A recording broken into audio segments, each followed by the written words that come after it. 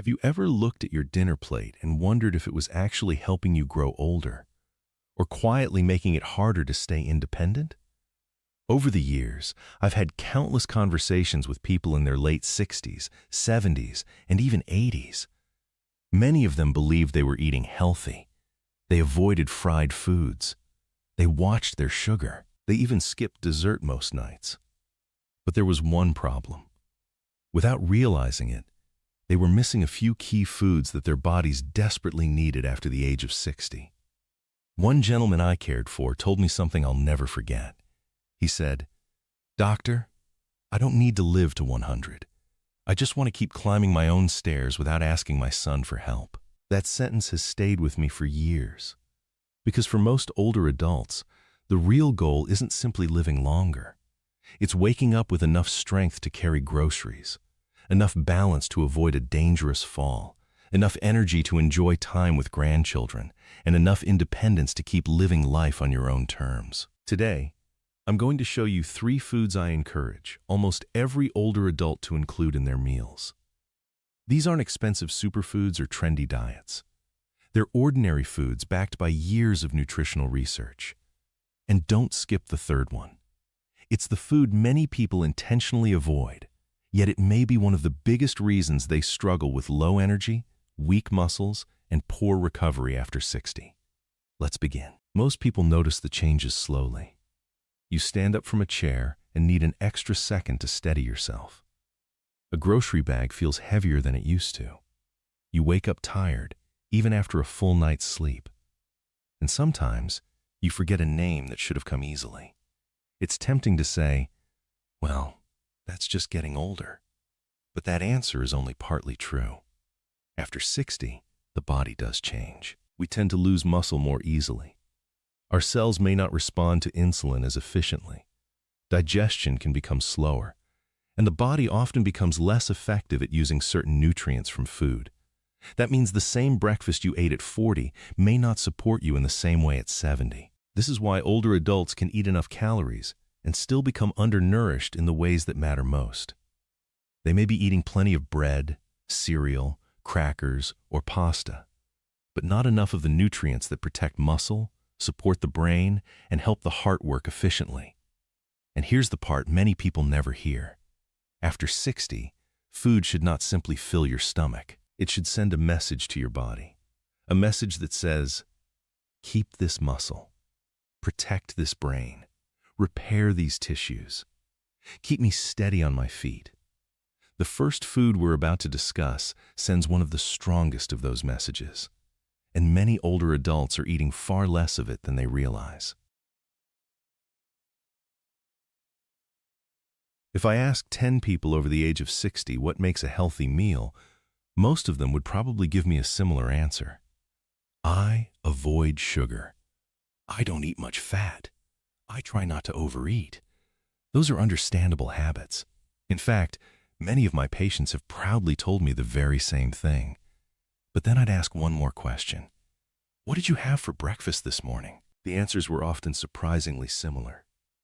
A piece of toast, a bowl of cereal, maybe a banana, sometimes just coffee.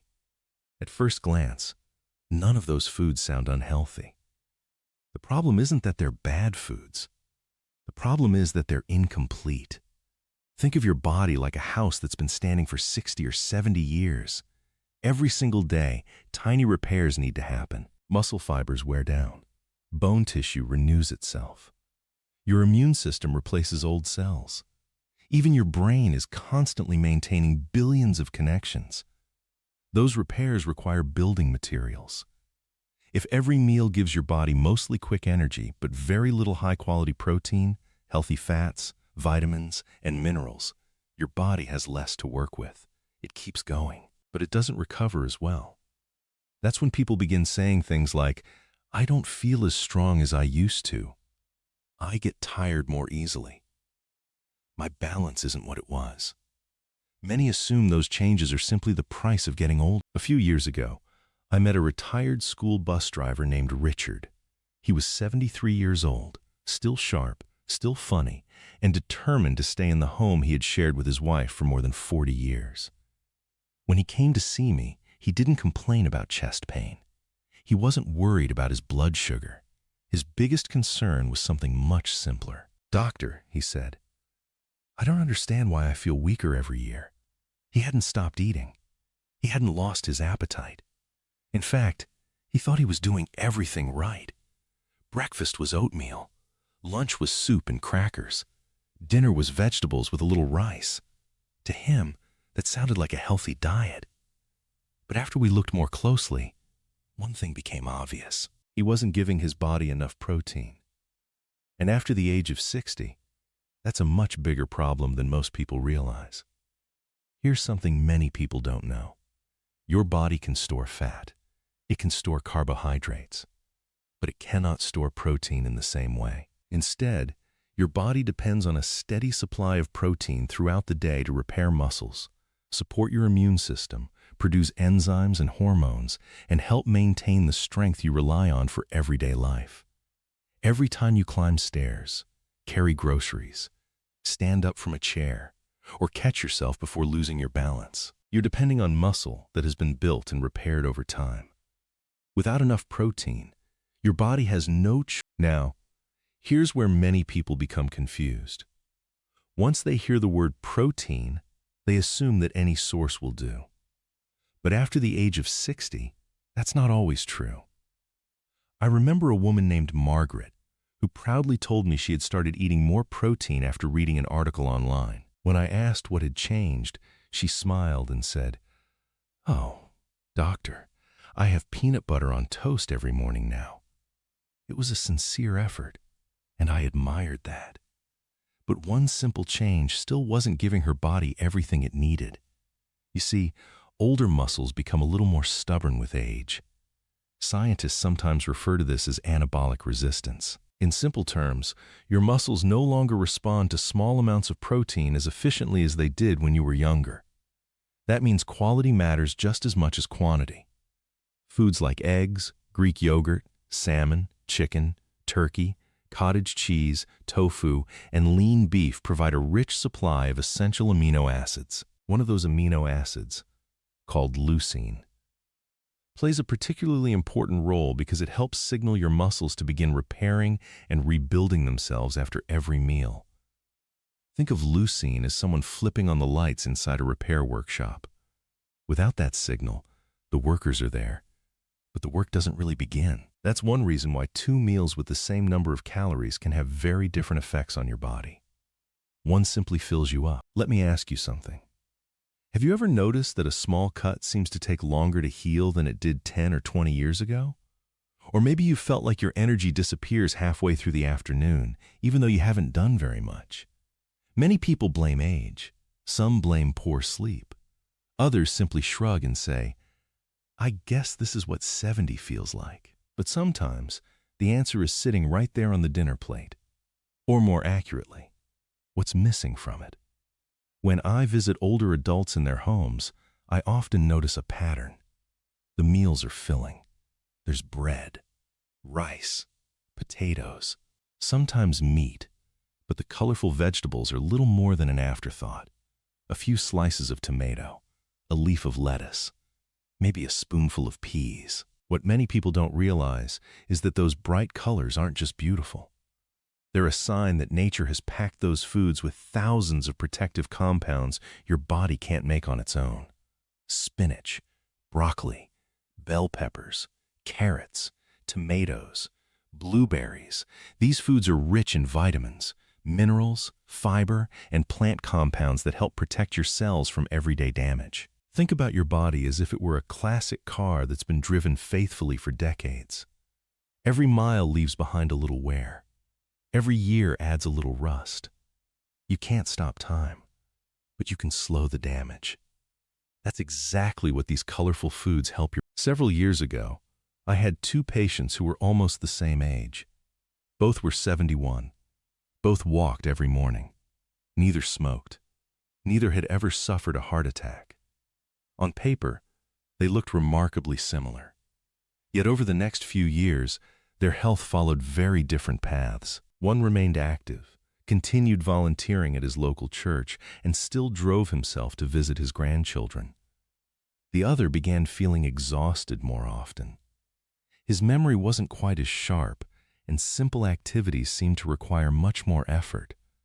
Of course, no single food explains a person's future. Health is always influenced by many things: sleep, physical activity, medical conditions, medications, and even genetics. But one difference stood out when we talked about their daily habits. The first gentleman filled nearly half of his lunch and dinner plate with colorful vegetables almost every day.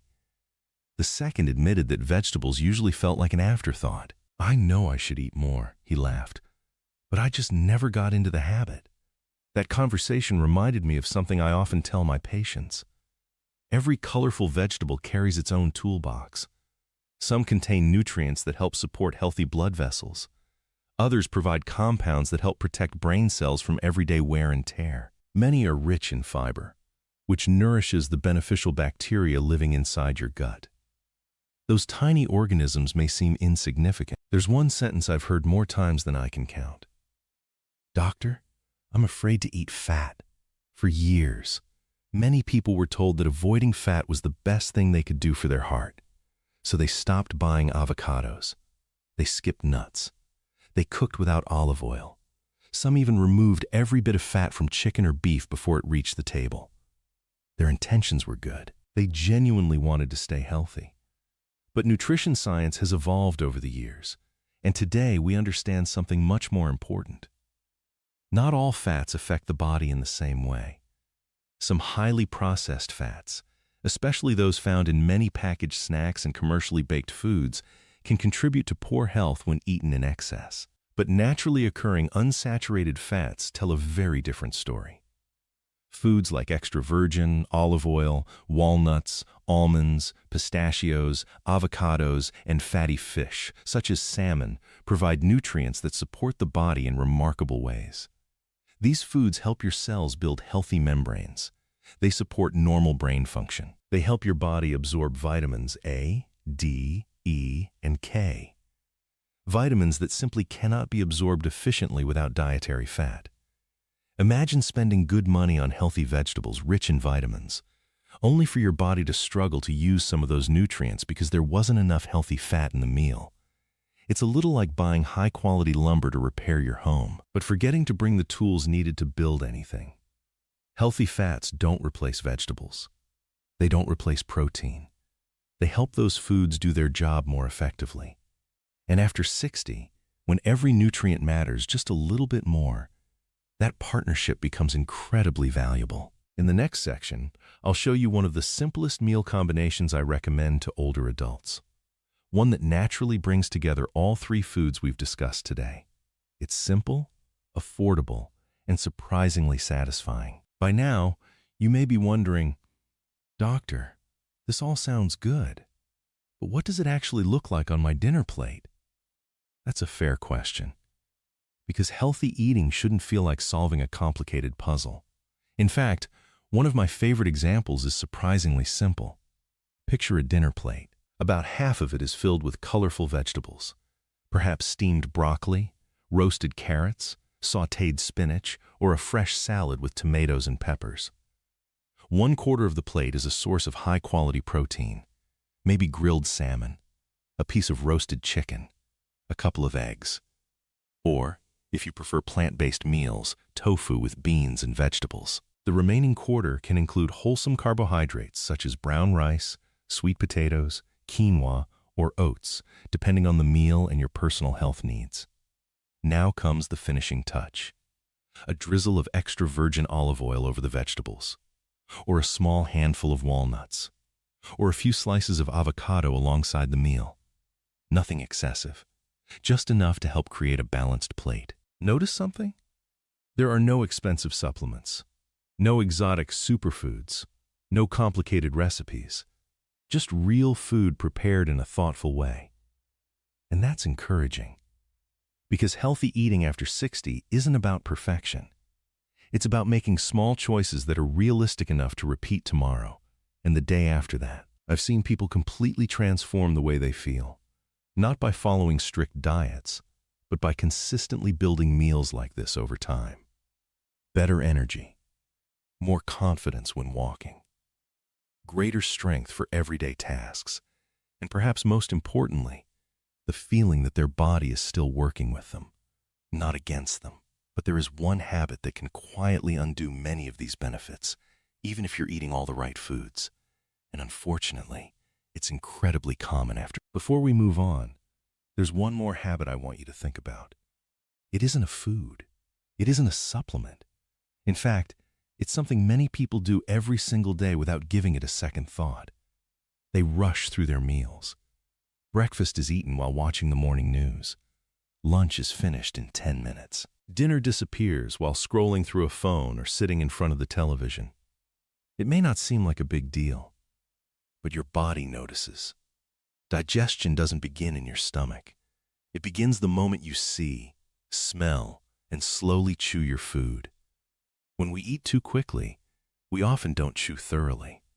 Our brain has less time to recognize that we're becoming full, and the digestive system has less opportunity to prepare for the meal that's on its way. Over time, this can leave people feeling uncomfortable after eating or encourage them to eat more than they actually need. There's another reason I encourage older adults to slow down. Meals are about more than nutrition. They're moments to connect with a spouse, a friend, a neighbor, or even with yourself. Taking 20 minutes to enjoy a meal can be just as valuable as choosing the right ingredients. One of my patients told me something I'll never forget. He said, "Doctor, ever since I stopped rushing through dinner, I actually enjoy my food again." That simple change didn't cure every health problem, but it helped him become more mindful of what he was eating and how much. Sometimes, the healthiest meal isn't just the one with the best ingredients. It's the one you truly take time to enjoy. Now, before we finish, I'd like to share 3 simple habits that can help these foods work even harder for your body, without costing you a single extra dollar.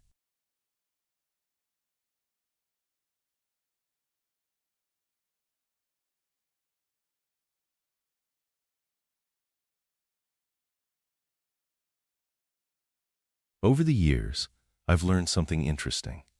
The healthiest older adults I know don't usually follow perfect diets. They don't count every calorie. They don't memorize complicated nutrition plans. Instead, they build a few simple habits, and they stick with them. The first habit is surprisingly easy. They make protein the first thing they think about when planning a meal. Instead of asking, "What sounds good tonight?" they ask, "Where will my protein come from?" That one question often leads to better choices without feeling restrictive.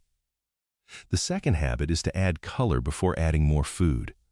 Before reaching for another serving of rice or potatoes, they look for vegetables first. A handful of spinach, some roasted broccoli, fresh tomatoes. Even a small side salad can make the plate more balanced. The third habit may be the most overlooked of all. They don't try to change everything overnight. One of my longtime patients once smiled and said, "Doctor, I stopped chasing the perfect diet.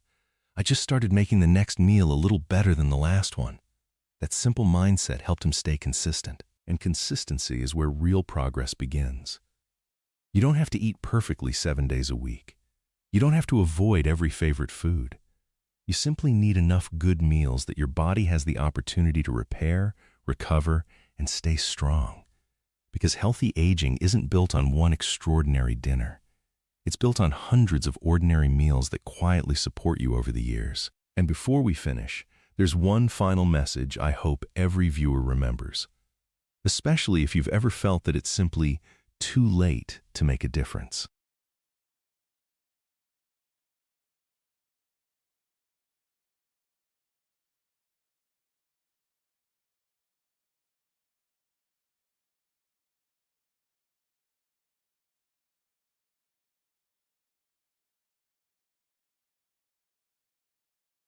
Before we finish, I'd like to talk to the person who's been quietly thinking, "Doctor, I've been eating this way for 40 years. Is it really worth changing now?" If that's you, I want you to know you're not alone. I've heard that question hundreds of times. Sometimes it's asked with a smile, sometimes with tears. One gentleman looked at me and said, I've made it to 75. Whatever damage is done, is done. I understood exactly how he felt. But I also asked him a question. If your home developed a small leak in the roof, would you ignore it just because the house is old? He laughed. Of course not. I'd fix it before it became a bigger problem. Exactly. Our bodies deserve that same kind of care. No one can go back and change the meals they ate 20 years ago. None of us can. But every meal you eat from today forward is another opportunity to give your body something it needs. Your muscles are still renewing themselves. Your bones are still living tissue. Your immune system is still working every single day. Even your brain continues adapting throughout life. Healthy choices can't turn back the clock, but they can help you make the most of the years ahead. And honestly, that's what healthy aging has always meant to me. Not trying to become 30 again, but giving yourself the best chance to keep walking independently, keep enjoying family dinners, keep traveling, keep gardening, keep picking up your grandchildren, and keep living life on your own terms for as long as possible. That's a goal worth working toward at any age. Now, before we end today's conversation, let me leave you with the 3 ideas I hope you'll remember long after this video is over.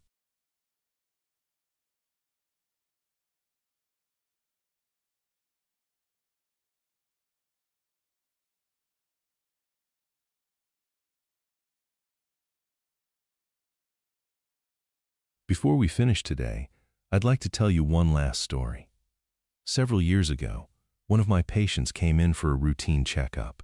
He was 78 years old. As we talked, he smiled and said, "Doctor, I finally understand something." Naturally, I asked him what he meant. He replied, "I spent most of my life thinking food was only about filling my stomach.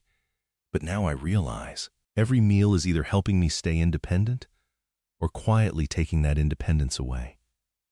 I'll never forget those words.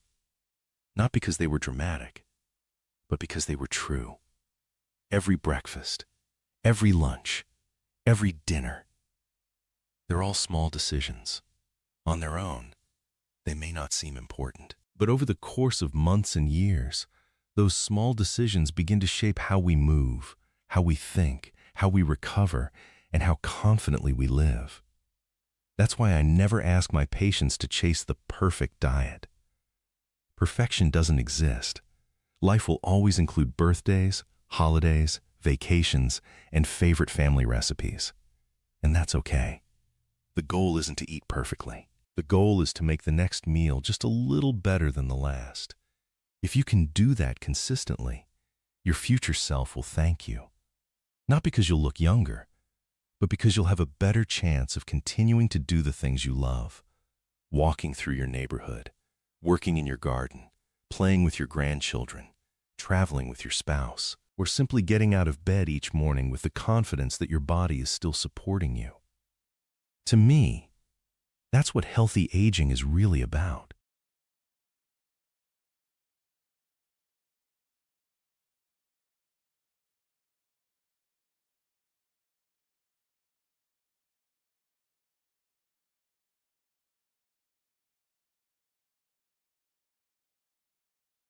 As we come to the end of our time together, I'd like to leave you with 3 simple ideas. If you remember nothing else from today's conversation, remember these. First, protect your muscles. After 60, strength is freedom. The strength to carry groceries. The strength to carry groceries. The strength to get out of a chair without hesitation. That strength depends on giving your body enough high-quality protein throughout the day. Second, bring more color to your plate. Not because colorful meals look prettier, but because those vegetables and fruits provide fiber, vitamins, minerals, and plant compounds that help support your heart, your brain, and your overall health. You don't have to eat every color every day. Just try to make your plate a little more colorful than it was yesterday. Small improvements add up. And third, don't be afraid of the right kinds of fat. A drizzle of extra virgin olive oil, a handful of walnuts, a few slices of avocado, a serving of salmon. These foods aren't the enemy. When enjoyed as part of a balanced eating pattern, they can help support your body's normal functions and make nutritious meals even more satisfying. If you put those three ideas together, quality protein, colorful plants, healthy fats, you'll be building meals that nourish your body in a balanced way. Will every meal be perfect? Of course not. Mine aren't either, and that's perfectly okay. Because healthy aging isn't measured by one breakfast or one dinner. It's measured by the choices you repeat week after week, month after month, and year after year. Your future health is shaped less by occasional perfection and far more by everyday consistency.